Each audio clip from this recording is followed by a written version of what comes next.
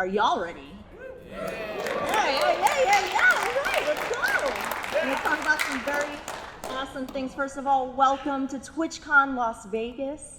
I hope you all have been having a really wonderful day. This is Unleash Your Inner Retro Gamer. We'll have you ready to share nostalgic gaming experiences in no time. It's gonna be awesome. My name is Ash Said Hi. My pronouns are she, her. I'm a Twitch ambassador, Twitch partner. My main focus is retro variety, and any kind of indie game that has a retro feel. So we're gonna go down the line, starting with Moni, and we're gonna have you all introduce yourselves. Hi everyone, I'm Moni. My username is Moni Streams. My pronouns are she, they. I am the senior marketing manager at Crowd Control, which is a tool that retro streamers use to monetize. So I'm going to be talking a little bit about that. But I also sometimes occasionally stream, and I'm a Super Mario World speedrunner, and I'm super happy to be here to talk about retro. Jay. Hey, hi, I'm Jay Rock the God. I'm also a Twitch ambassador as of last year. I also sometimes speedrunner. I speedrun a lot of retro games, obviously. And I'm known as a guy who can play through games using only his feet. I've played through the entire Resident Evil series, Soulsborne series. I've even made Killers Disconnect and Dead by Daylight, you name it. I'm pretty good at it. Yeah. Take it from here, Finn? Sure. I'm Phenomenon, also Terrified. I stream mostly retro games, but the secret is really that it's like a glorified just chatting channel. Those games are my backdrop because so many of us have that shared history, common interest. So that's what works for me, and I am very passionate about it, and I have strong opinions, but also very accepting about side ones. So what about you? Yo, my name is General Andrews. My pronouns are he, him, and I have been into retro games, since I grew up. My mother got me into them big time. As time went along, though, it wasn't just about playing the game, it was about playing the game fast. And so I'm a big time speedrunner. I do a lot of co-op speedruns because I really love teamwork, because my slogan for my stream is teamwork makes the dream work. Oh man, thank you so much for introducing yourselves, everyone. These are some incredibly talented people who really know what they're doing. So we've got a lot to share with you today, including defining retro. Why should I broadcast retro games? Retro category versus game category, which I know some of these are very contentious topics. What type of retro content can I make? How do I broadcast retro games? Real hardware versus software, another one. How can I monetize as a retro broadcaster? Retro community impressions and game choices to get you started. So let's get into it because we've got a lot to cover. First of all, I want to get into this disclaimer. We will not cover unlawful ways to acquire video games, whether you're playing on console or an emulator. For the rest of the panel, we're assuming you are the rightful owner of the games you want to play. That's it. That's all we're going to say about it. What does retro... Oh boy, here we go. Already. Yeah, we have to start with the hard hitters, right? So, you know what, Finn, why don't you start that topic for us? What does retro mean? A lot of people don't like my answer to that. I know, we're gonna talk about it. We gotta talk about it. So this is how I break it down. It's pretty simple. Video games are art, and art is subjective. So what we individually define as retro is just that, it's individual. Some people may say games older than 20 years. Some people may say nothing newer than this console generation. Others might just, like myself, consider it more of a feel and a vibe. But there's other considerations there, but ultimately, in my opinion, it's really up to you individually what you call retro and what you think it is. Okay. So how I like to go about it is breaking it down in the sense of looking at the history of video games and how long has the history of video games been intact.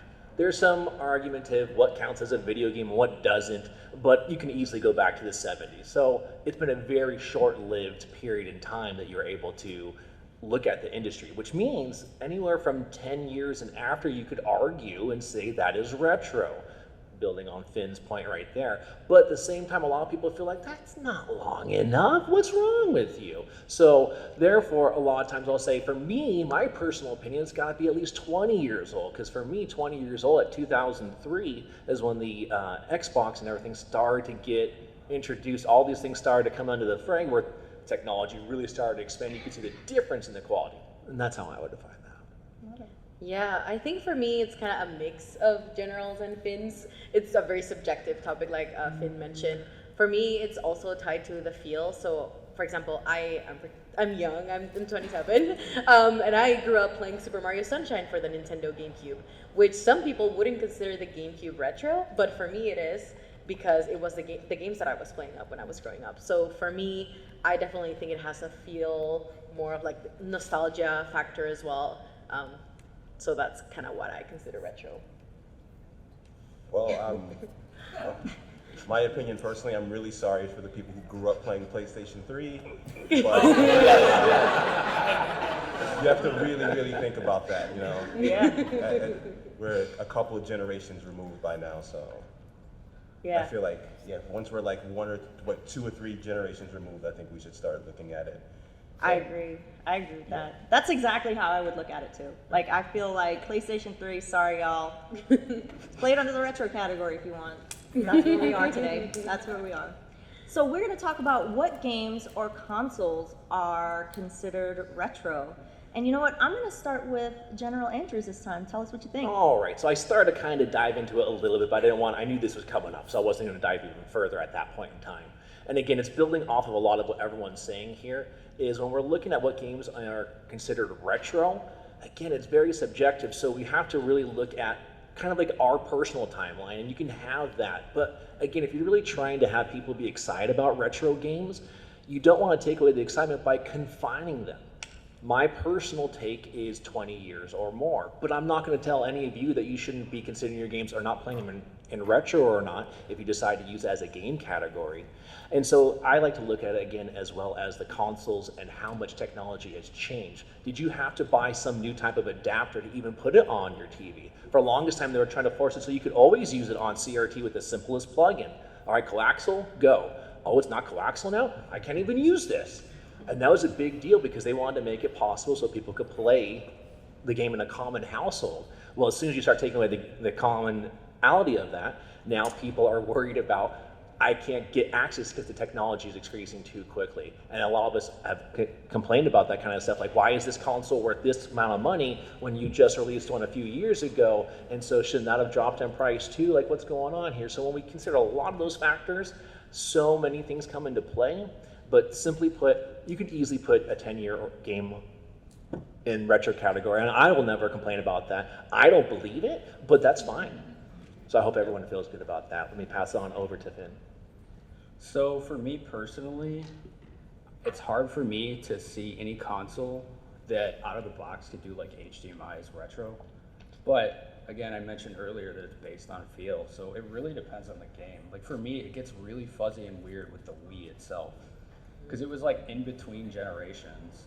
And a lot of those games do feel retro to me, but plenty of them don't. Yeah, so absolutely. it's really hard. It's like I almost have to take it on a game-by-game basis. But going beyond that, yeah, I also struggle to see things like PS3 360 as retro, but also those are like 16, 17 years old now, which every time I say that to chat, people grumble at me. I was gonna say, man, I have to slightly disagree with you there. I'm like, I was playing PS3 in like middle school. Now I got like a 401k and all these other fancy rags. Like when you put it in that perspective, you realize that was kind of a long time. Yeah, it was kind of a long time ago. Yeah, absolutely. I definitely I went to dust when somebody said the Wii was retro, because I was like, bruh, like, I remember when that released. Like, can we not today, please? Do you have anything to add, Moni? No, I think I'm pretty much, I think with Finn as well, I see it more of a game discourse more than a console discourse. Yeah. But for example, nowadays I would consider the Wii retro. Yeah. So I think it's, again, very subjective, kind of how we approach it. Yeah, awesome. Thank you so much. So, why retro? Why? I have a lot of thoughts about this, but you know what? I'm going to start with General Andrews. All right. So why retro? My goodness gracious, why not? That's what I Right? Like, what really? Why not retro? Every game you're playing right now is at some point going to be considered retro.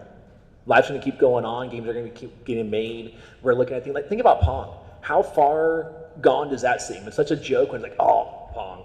And so when we're thinking about retro, it's like it's such an easier access. If we're not talking about buying hardware, we can get into that later.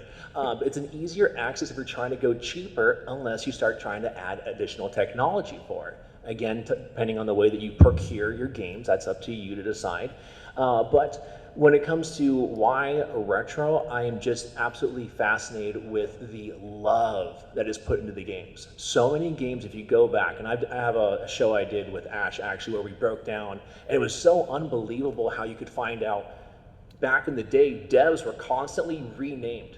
They were not given their credit. They would have a pseudonym as if they were like a celebrity, but then that wasn't actually attached to them. So they were working on these games, let's say like Mega Man 2, for example, and 95% of those names on there are not their real names.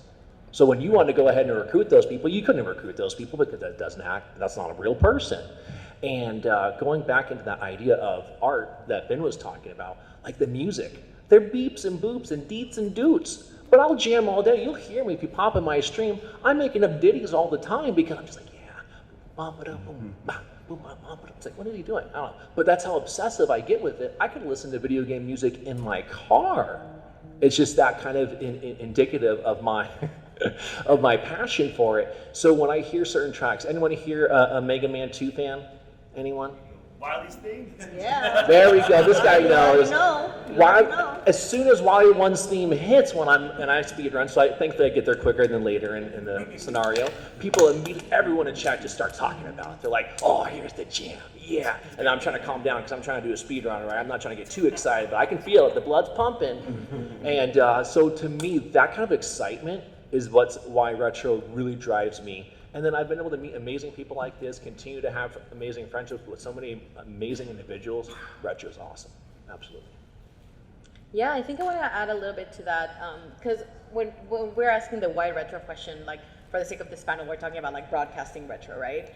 And we have a different like realm of people here because we have content creators, but then there's like my perspective that is working with content creators.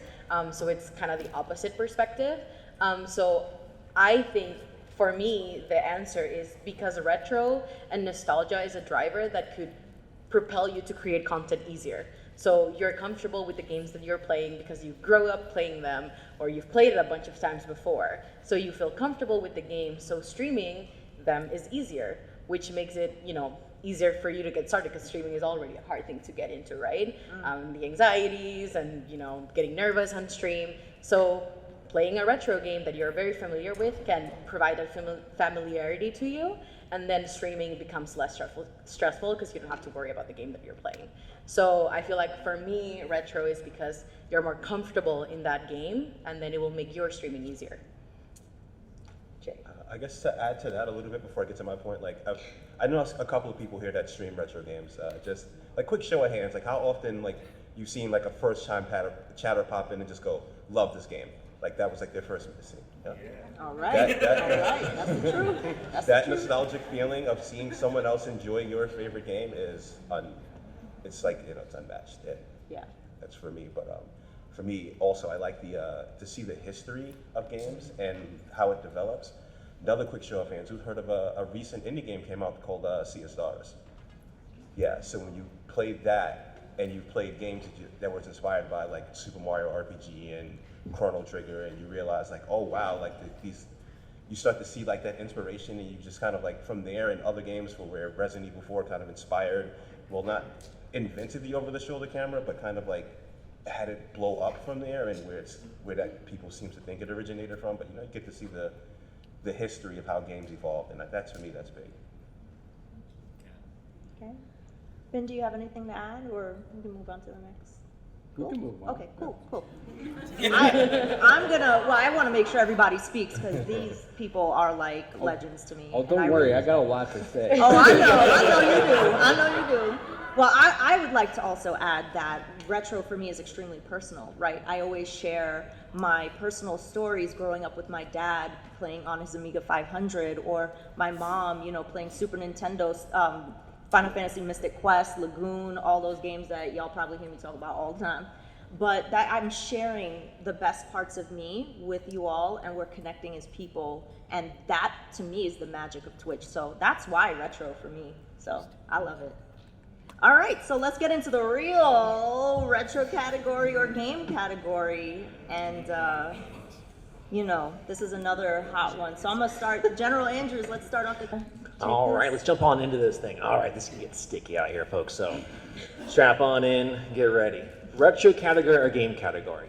Now, I'm sure a lot of you who are on Twitch and wanting to create a career out of streaming, you're like, well, what's gonna probably get me the most views if I'm gonna go ahead and do such a thing, right? Now, is that what matters the most to everyone in here? Probably not. So then, where does that come into play? Retro category, game category. Am I doing it for the passion? Am I doing it for the viewers? Well, I would think probably both is a pretty good answer. So when thinking about that, the retro category, what does it allow for you to do? You're now put into a large directory. Versus if you choose a game category, well, there's probably only a few people playing that very specific game, especially if we're talking about retro games. If I go and play Mega Man 1 at like 9 p.m. Pacific Standard, I'm probably the only person in that category.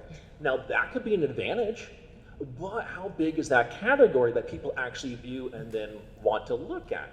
So for myself as a speedrunner, one thing that I find an advantage of when choosing the game category would be for like a game like Mega Man 2, a very well-known game, a very highly competitive and highly optimized speedrun, that when I go ahead and put Mega Man 2 as my game of choice, the speedrun sites actually will go ahead and promote that because I'm the person playing it that late night hour that nobody else is playing it. So I find a huge boost by playing Mega Man 2 as the game. But if you go to the rest of my streams, you'll see retro, and then I'll put the game title in there. So you're like, oh, that's what he's playing? Cool, I'll check that out. Or, oh, that's what he's playing? I'm gonna move on. So it really depends, pick your poison. Do you do things like speedrunning? Do you want to play a game like Super Mario World? Do you want to play a game like Super Mario Sunshine? There's very particular games that are going to do very well if you just choose the game, but only a very few, in my current opinion, of the analytics that I have examined. You're gonna answer that, you got it, Ben. I got it. So the way I angle it to kind of build off what Andrews is saying is I actually look at it on a community basis. Because if you look at each game as its own community, there is one, but some might be much smaller than others. So you have to kind of examine your goals, your end game, as to why you might be choosing one or the other. There are definitely heavy hitters in the retro community that are almost always better to pick that game versus just picking retro. But for me, I almost primarily do retro simply because that community is large. And a lot of them aren't seeking specific games so much as a specific feeling and a vibe. And they get that from that category. So that's the big consideration for me is what's the community like and what are they looking for? I was gonna say, we are now at a stage in content creation where there are metrics for everything. Yep. You can actually go on Twitch's page right now and look at games, and you can see how many people follow that game and how many people are viewing that game at any given time. And there are other sites that can tell you what is the normal click-through or viewership for those games. So you can definitely go off of that and use those numbers to your advantage if you could figure out a rhyme or reason to it.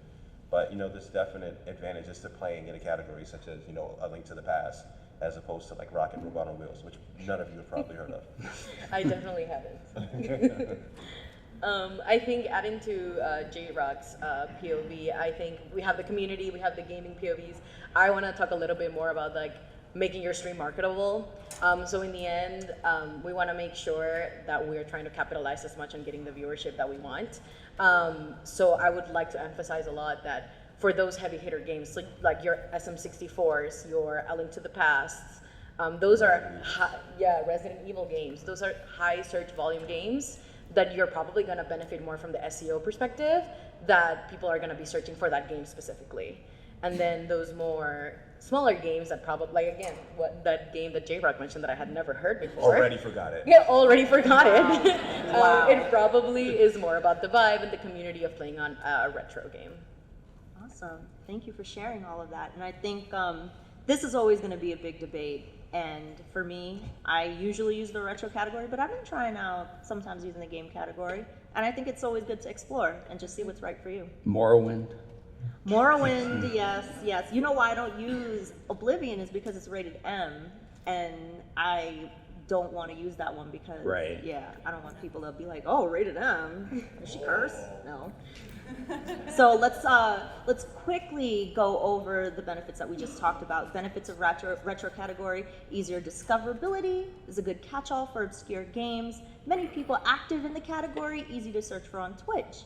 And then the benefits of the game category: great for speed running, as General Andrews mentioned. People will know exactly what you're playing. Works for the more popular games, as Moni said, and more likely to be on the top of the category, meaning your channel is more likely to be on the top of the category, which is always a good thing for discovery. So that's going to take us to, well, what type of retro content should I make?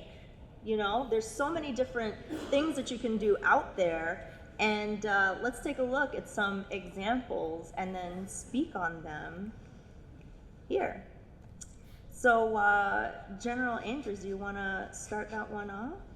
Well, I mean, we really should analyze this picture of me right Yeah, here. let's analyze this picture. I mean, See, what am I do we happy or see not? here? You know what? Maybe actually, you want to start pinned. You want to start with your first casual I think yours playthrough is of the better. video game that's on the screen. Ash wasn't gonna use that picture, and I told her, no, you have to leave that in there.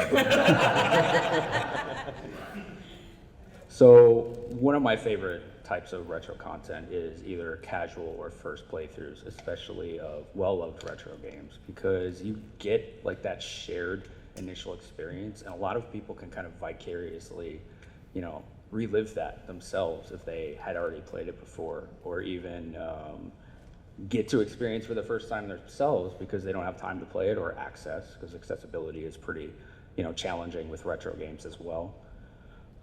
So that's the main one I do, and I've found that doing those kind of playthroughs really facilitates a great conversation with a lot of people, and that's a big plus for me. I'm sure that Moni has more to add to that. Actually, I don't. Okay. I think, yeah, I started streaming retro with speedrunning, so I'm probably going to be more like inclined for what General Andrews is about to say. But again, just emphasizing in all of these content types is that in the end, retro is a big nostalgia factor for both you and your viewers, and that's something that you're going to be able to empathize and connect with each other.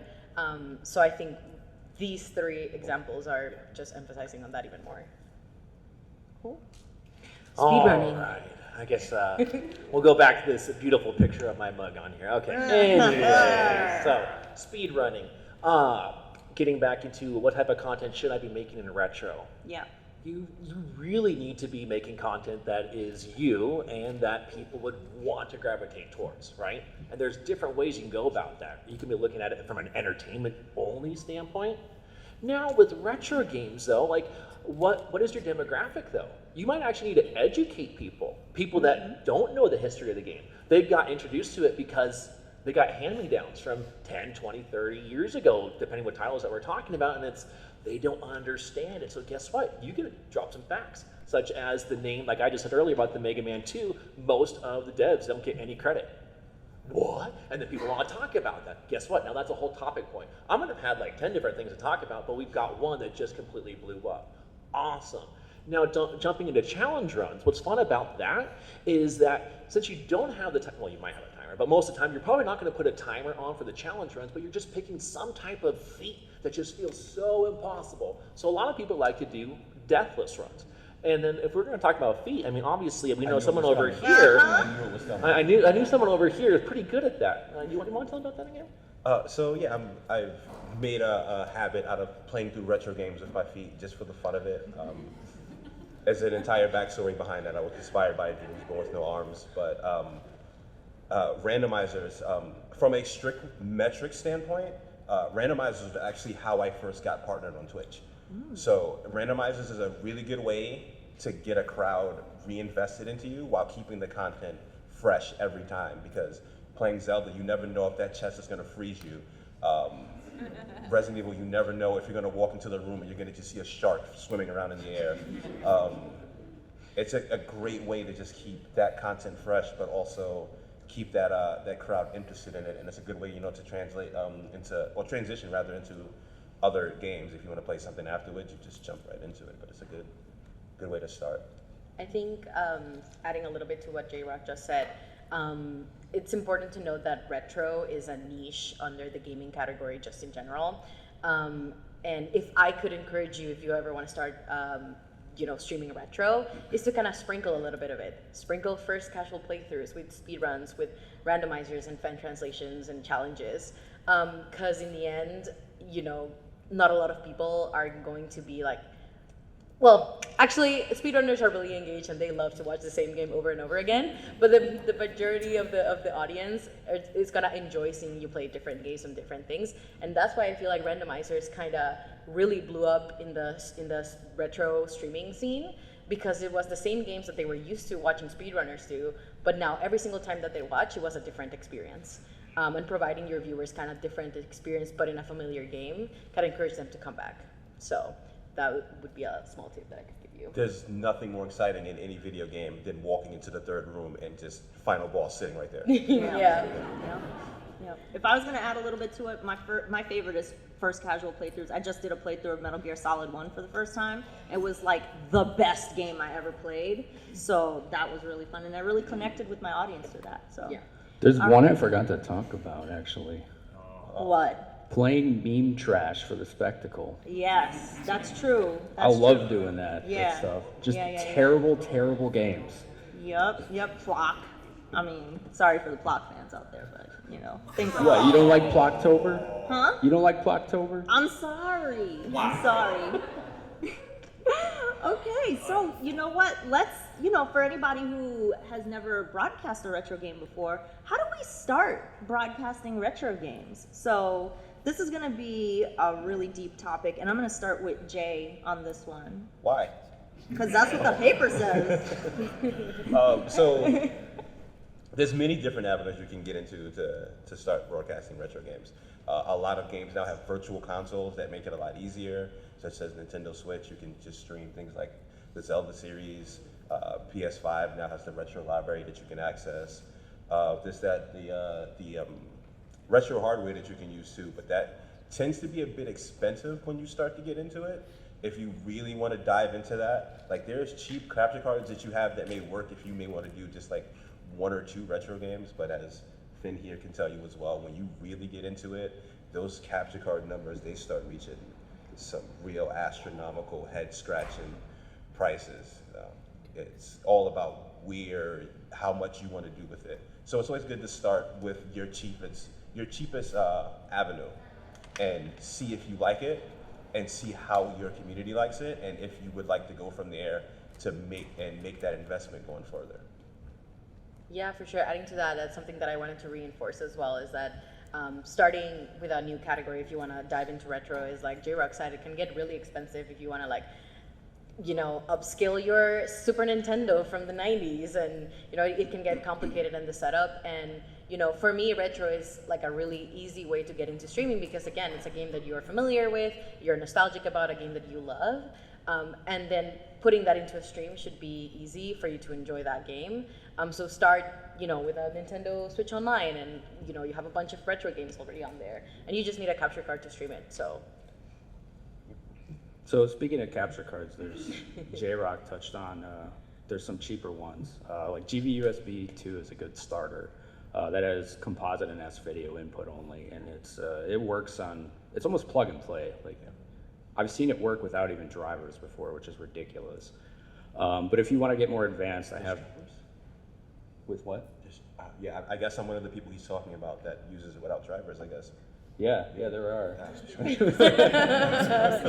Right, yeah, there you go, proof. I use something called a DataPath E1S, which has not been manufactured for a long time, so you gotta buy it used on eBay, because it was like $1,000 brand new, but you can find it for like $100. And that thing will handle the weirdest analog signals you send to it. If you have a retro console, you can probably hook it up to that thing. It might take a little bit of setup, but my preferred method, which is very expensive, is the RetroTIG 5X.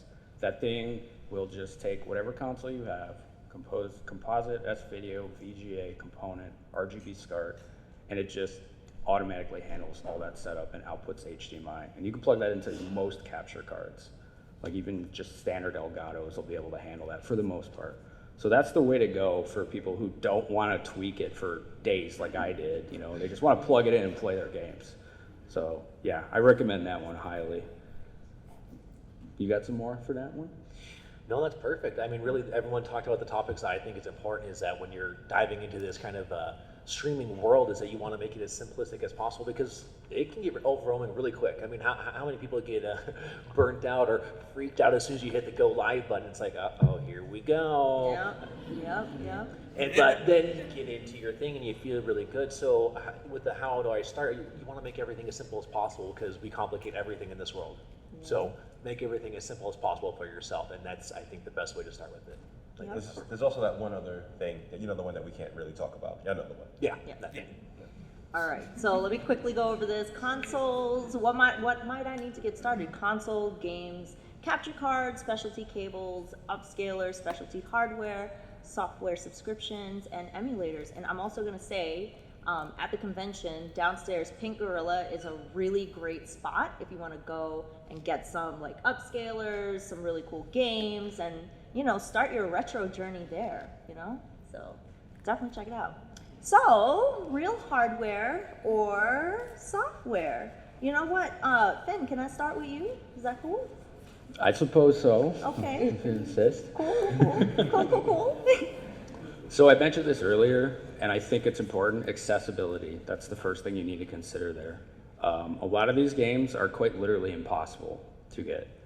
So what you need to do is to start looking at what I believe J-Rock mentioned earlier. There's modern consoles that have their own virtual consoles on them now. So like Switch, PS4, PS5 has the PSN classics and whatnot. So that's a big thing for accessibility. For me, playing on real hardware, which is obviously an expense, it's a hobby, but it's also a passion, is a lot of setup, a lot of complexity, and a lot of money. But I get a lot more enjoyment out of it to the degree that I'm actually playing it on like a CRT monitor to get that original lagless experience. So that's the big benefit for me. When I'm enjoying the game more, anyone watching me is enjoying the stream more. So it kind of feeds off that energy. General? All right, so for myself, I started out with software at first. Why? Because it was cheaper for me, and didn't know how much to invest into this thing when I was starting out back in 2015. I was like, I started playing League of Legends, chess, and retro. I mean, that's a weird combination. As time went on, I started moving those things off to the side, and retro was my focus. As I was doing with the software, I started playing certain games, and I started to realize getting more into speed, or not really understanding. I just would try to play games quicker than the last time I did it. I just kind of dove into it, and so I started realizing there'd be some times that input wouldn't quite match with what I was doing. So now there's times when you're playing a game and you were convinced that you did it, but then later you go back and like no, I didn't do the right thing. I did the wrong thing. That's where the real hardware came into. I started speedrunning Chip and Dale Rescue Rangers with Sinister 1, and as soon as he was like, we're not gonna do emulator, dude. And I was like, we're not? He's like, come over to my house, we are playing on the CRT. And then after that, literally, like my co-op partners over here as well, DOS Postman, Lux and Phoenix, they all experienced like, nope, real hardware. I gotta go out to the flea markets, and that's what I was doing. I was going out to flea markets and looking, and I was haggling, getting as many games as possible, which does cost money, but that's because now at that phase, this was early 2017, 2 years later, I'm now invested into it. So it was worth me jumping and using that money to go from software, which is what I started with, into hardware. Granted though, talking about, Finn made a great point, certain games are near impossible to get now. I'll use this example, and this is because of speedrunners, they ruined this game. It was SpongeBob's Battle at Bikini Bottom. Somehow, there was a way that you could glitch the game to an extreme advantage if you had the right kind of scratches on the disc. So what would happen is, it would misread the game just enough so you could drop through the floors, because they had made the game where how they stacked the code, everything would be like this. They didn't think someone was going to be doing that, so what would happen is you had the right scratches, boop, boop, boop, boop, boop, boop, boop. There we go, beat the game. Well, the problem is this, is people wanted to compete for the world record, so more and more being bought, but they weren't doing it right. Crack, broken game. There it goes, buy another one, crack, broken game. Or it starts to work for a while, but guess what? It scratches. You've destroyed the integrity. It's breaking down some more. That completely ruined that market. So a game like that, don't feel ashamed if you have to go with other means, simply because it's probably impossible to find it. And if you do, someone's going to want to charge you a ton of money because it's very rare to get. I do a hybrid of both because I'm gonna be honest, some of these games I'm not paying triple digits for. I'm just not doing that. And to play a game once every 2 years, if that, like it's nice to have on the shelf for good nostalgia purposes, but I don't necessarily see the full fulfillment in that for every game. There's a lot of games, like I'll have like the entire Zelda series behind me sitting in a nice custom Nintendo 64. But and I'll have things like that mean a lot to me, like Pokemon. But if it's a game that I'm just like, I want to play this, but I have no like actual attachment to it, yeah, I'm gonna. Hello. But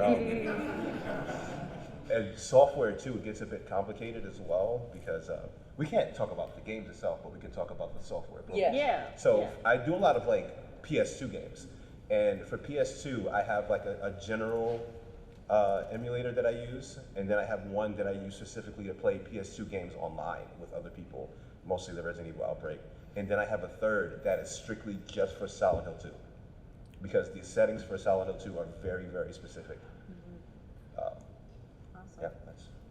Yeah, and for me, I'm gonna give the perspective of, we're at TwitchCon, so we're about streaming retro games, and let's say that you've never streamed retro before and you want to start, I would go towards the software route, and I think software is a really affordable and easy way to get your first stream started, which is what we want, right?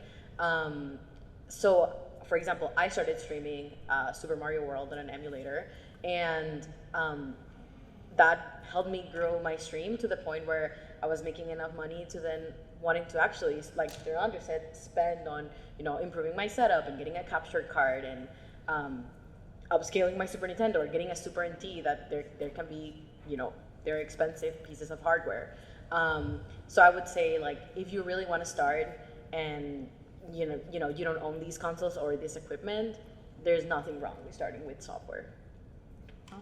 Awesome, really great insight. So I'm gonna go over the benefits and drawbacks of real hardware and the benefits of drawbacks of real software. I'm gonna summarize a little bit. Street cred with real hardware, real software, hardware fan appeal. Real hardware has a look that emulation doesn't have on screen. Zero input latency, great for speed running, of course.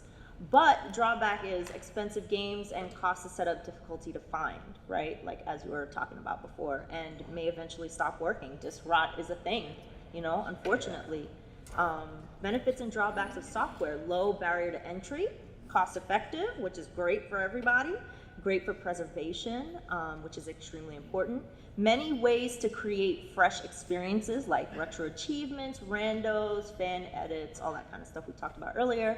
Anti-emulation crowd is a drawback. There are people who are like, oh no, real hardware, like, you're not a real retro gamer. Or that.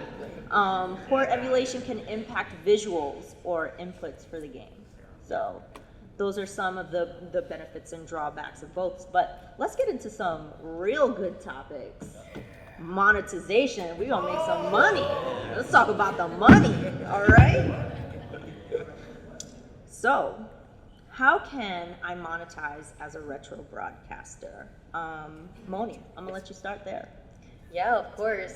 So basically what we have here is community support on your channel. As we said, retro gamers, usually bounded by nostalgia, are very, it's a very tight-knit community, and we're gonna get into community a little bit later. But there's a lot of support between retro viewers and streamers. Another thing is sponsorship with retro adjacent games like Sea of Stars, for example, that we just mentioned. People that play Chrono Trigger and Super Mario RPG are more prone to probably get sponsored by some of these games. Sponsorship with retro remasters and re-releases, kind of like the Resident Evil games that are now being re-released. And crowd control is another great option if you are playing retro games and would want to monetize your channel even further. And then if we want to dive deeper into crowd control. Oh yeah, have a conversation with Moni, right? Yeah. Okay. Oh, perfect. So yeah, let's talk about crowd control. I mean, why not? We're already here, right? If you don't... I forgot that was there.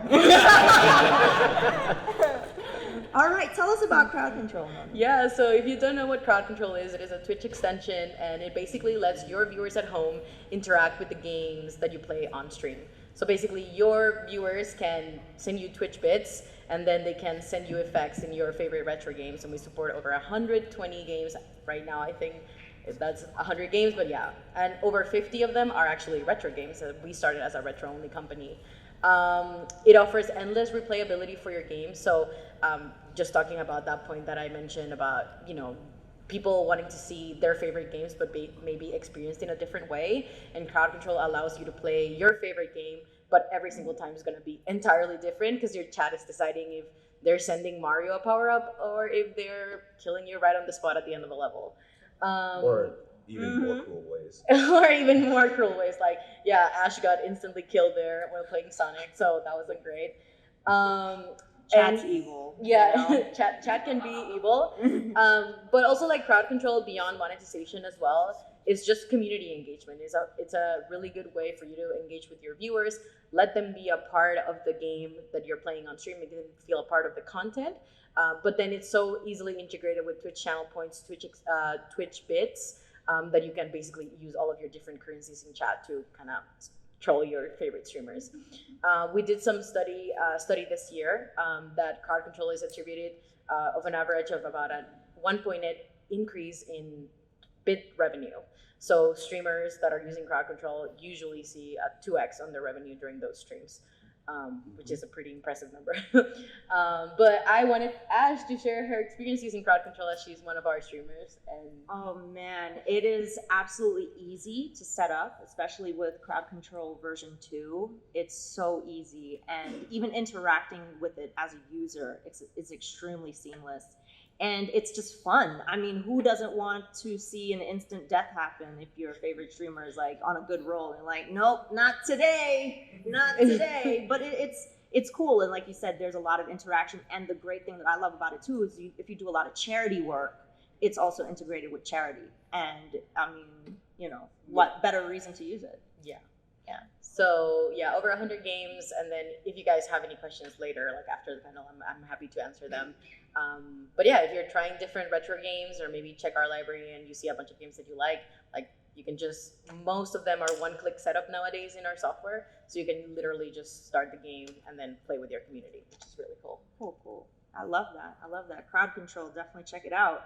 And you know what, actually, before I move on to crowd control, I also wanted to touch on, did we talk about retro adjacent games? I just mentioned A little bit, because that's a big way that I monetize. Like, I play, for example, you know, sponsorship with Sea of Stars, or like a bunch of games that are like that.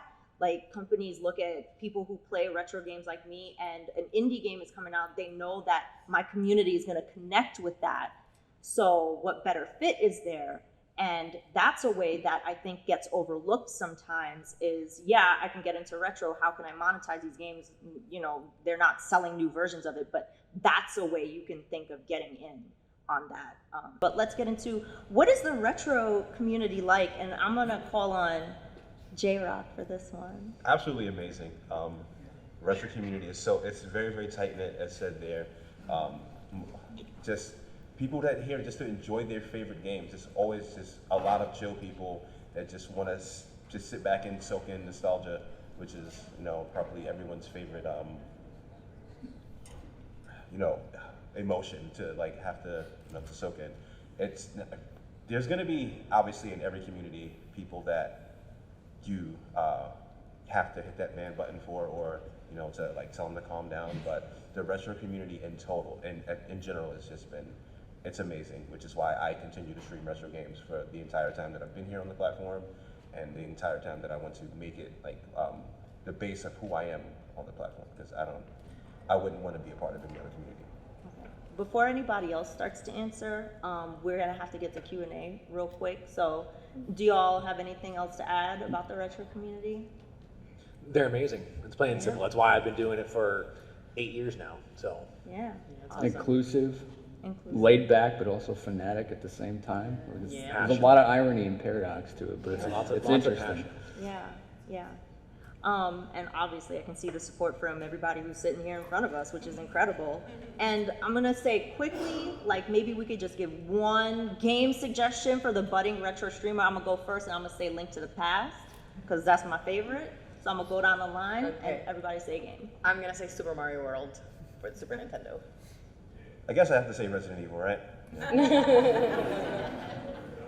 Final Fantasy X. I'm the last one, so I'm going to say 2. Mega Man 2, but also, I already forgot the other one. Mega Man 2. There you go. Awesome. I love it. I love it. So let's get to the questions. There's 2 mics back there. Or is it 1 mic? There's 2 mics back there. Anybody's got any questions, you can line up. And I just want to say before, like, if anybody decides to leave, I do want to get like a selfie with us here. Like, oh my God, like, look at the crew that turned up. But, you know, ask questions related to the topic. You know, don't ask anything personal. Ask only 1 question so we can get through all the people. And I know y'all are going to be kind and considerate, so I don't even have to remind you of that. So anybody has any questions, we got 2 mics there. And yeah.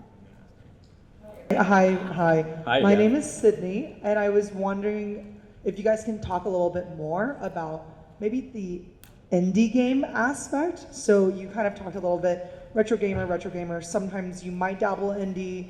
Does that resonate with the audience? Does it not? Just wanted to hear a bit more in depth about your experiences with that. Thanks. It depends on the game, honestly. I've found that when it's indie or retro adjacent indie is what I like to call it, or Ash, I heard her calling it neo retro sometimes. The aesthetic of the game itself, I think, plays hugely into that. I recently played a demo of a game. It was a sponsorship, but I was like, oh, this looks cool. It was called Prison City. And that went really well because I think the aesthetic was so true to form based on old 8-bit gaming that a lot of people are like, oh, what's this? I haven't seen this before. This looks cool.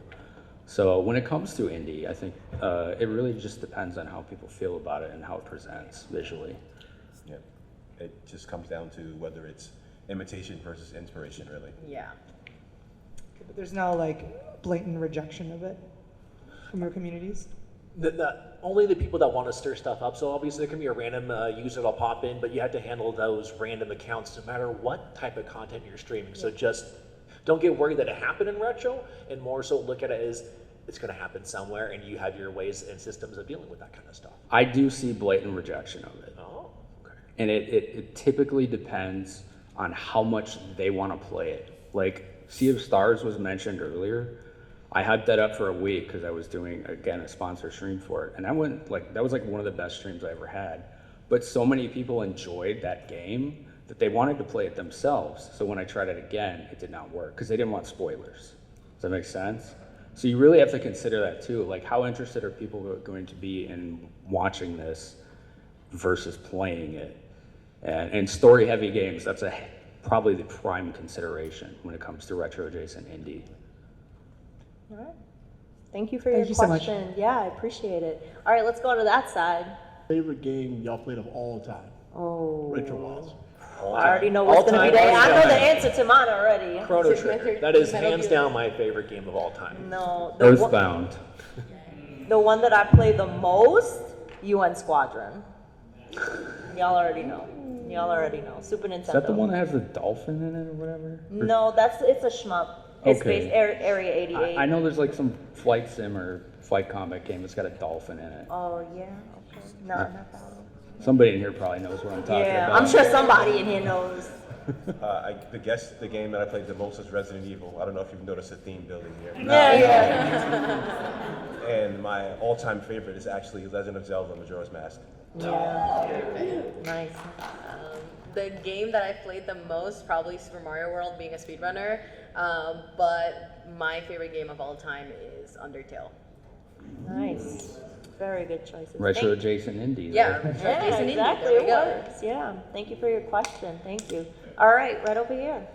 My question, how long have all of you been full-time streaming retro, along with what your viewpoints have been as far as the rate of growth in retro? I mean, I can go ahead and start. So for myself, I started streaming in 2015, about just before mid-year, and then it wasn't until 2017 I decided to leave personal training for a gym corporation. And at that point in time, even though I was doing full-time, I was fortunate, and I still am, I'm living at home and saving money that way. So when people are asking about full-time, was I making the money to live outside? in California? No, I wasn't making the money, but I was reinvesting my time into the craft. So to kind of build on that, when it comes to retro, it depends when you start to change your mind and what changes your passion at that moment. You might be passionate about this game you want to play, but you've built yourself up as doing Mega Man 2 or Turtles content for like the last 12 months. And they're like, what's this? And you're passionate people, they're going to show up for it, but you have to take the consideration that it might be a dip in there, and you have to decide, can I deal with that? And if you know you can't deal with that, that's when I would reevaluate it. For me, I've been full-time streaming for 5 years, but as far as like hard pivot, not so much hard pivot, but soft pivot to primarily retro, that was about almost 4 years ago. When I found something to kind of more narrow in on with retro itself, I started seeing a lot more success with that, both personal satisfaction, but also in channel growth. Because I felt like one thing I noticed, it was actually this key indicator, when I would raid people like Retro Island Gaming over there or some other friends, That guy. they didn't know what to tell their community what I did. Like they didn't know how to define it. They're like, yeah, he streams variety and a lot of stuff. And it's like, that's fine. But I was like, that doesn't sound right to me. So I want to be able to, you know, kind of elevator pitch it so that other folks can be able to define and understand what it is I do. So yeah, about 3 years ago, beginning of 2020, I'm like, I'm just gonna do retro, and I started with like Legend of Mana and started moving on from there, and it worked really well, and I enjoy it a lot more that way. So before I answer, like to clarify the question, you're asking like, how long have we been streaming without a job? Like without a job outside of it, or? How long since you've been basically either 8 to 10 hours a day on the days that you stream full time? Never. Even when I did stream full time, I've never committed myself to doing, okay, I have to do 8 to 10 hours this day. I always went to how I felt. I'm not in the business of pushing myself beyond that because I've been on the side of burnout. I guess quick plug, I'm on that panel tomorrow too. But I know that it's not worth my mental health to grind to that point. And when I did get to that point, I didn't feel comfortable, I guess, relying solely on stream income, except for that time during it was like a 6-month period from 2021 to 2022 that I was not working, but the money still worked, but I still felt very uneasy every day. And that feeling, like, you know, when you go live, that feeling of butterflies in your stomach before you hit the button, it was starting to turn into a feeling of dread. So I was just like, yeah, it's about time to, you know, get a stable income again back outside of this. I am not a full-time streamer. I actually almost not stream. I now most of my real job, full-time senior marketing manager and working with creators every day. All right. I've been streaming since March of 2019. I don't stream like 8 to 9 hours a day. I stream 3 hours to 4 hours a day, 4 days a week, 5 days a week. So, and I've always done retro. That's the basis of my content. Okay, do we have time for one last question? Okay, one last question over here. I am so sorry because I have to adjust this. Okay, now it's for short people now. So Moni kind of touched on this a little bit, and I am so sorry I've been butchering your name, Finn, for like 800 years. I had no idea. That's the best part about it, But, right? I know now. I've been educated, and I will do better, ideally. So I wanted to kind of pose this, and it's a little bit breathy, and I'm sorry, but so retro games are starting to see remakes and remasters, but do you think that these help bridge the gap for access, or do they inadvertently water down the experience of gaming retro since they tend to have updates, changes, or adjustments to make them more modernized? Great. That's a good question, very good question. I mean, if it's okay, I'll answer first. I think it enhances the experience because it widens the audience, and I think that there's a lot of quality of life upgrades. Whether we see it as quality of life upgrades, maybe we don't because we have that nostalgia mind of, oh, it's gotta be, you know, I gotta grind or whatever, but, you know, some games expedite that. But I think it's, you know, good to modernize and get people playing the new version so that they can go back to the old version. Yeah, I think it will. It enriches the the community, it enriches the game itself. I think it also, again, is an opportunity to capitalize for retro streamers. Maybe someone that's playing it for the first time on the Nintendo Switch didn't even know it was a game on the Super Nintendo, and maybe you're a TikTok creator and you can create a TikTok. Did you know that Super Mario RPG for the Switch is actually based on a Super Nintendo game? So it's a marketing opportunity that can drive people back to the original roots of retro. So I think it enriches it, even though sometimes we retro gamers can be a little bit like, it's not like the real game. Yeah. But I think overall, it's a better experience for everyone. I think one of the most important things to note about remakes is that no matter what your opinion on a remake ultimately is, the original's still there, and you can always go back and enjoy it. True. These remasters and remakes, they're the gateway drug to playing more retro games. Yeah. So they're pretty awesome. I like that. honestly. I support I've seen a that. lot of people who've never played retro games before and started with a remake. Like the most common one I saw recently, Final Fantasy VII Remake. Yes, let's go. They never would have played a retro game before that, but that was like, wait, there's like this many of these, and now they want to try like 10 or 8 or 9 or whatever it is, and it's getting people into retro when it never would have before. So I want to see this happen a lot more than it is, personally. And I agree with that. The only time it's a bad thing is if some company decide to push it out too quickly. And so it's really broken, and now the people that got to experience are like, well, this game's not fun. Unfortunately, they didn't get to experience the clean and like really deep edited one, and that's the only time I see it as a deterrent, because now they're like, oh, I'm done. It's like, no, if you play the original, you'd realize it doesn't work like that. So keep in mind, I think it's actually really a good thing. Once in a while, though, you will get a bad egg. And a bad egg could sour for some people. Awesome. Awesome. So thank you for your question. I want y'all to do me a huge favor. Give every one of these creators a follow. Give them a big round of applause. Thank you so much. Yeah, we got standing ovation over here. Look at that. Look at that. No, seriously, I really trust these people here. They're absolutely incredible. Follow them all. Again, my name is Ash Said Hi, and we have Moni J-Rock, Streams. Finn, General Andrews. Thank you so much for your time. And I'm gonna take a selfie real quick because this is my first panel at TwitchCon.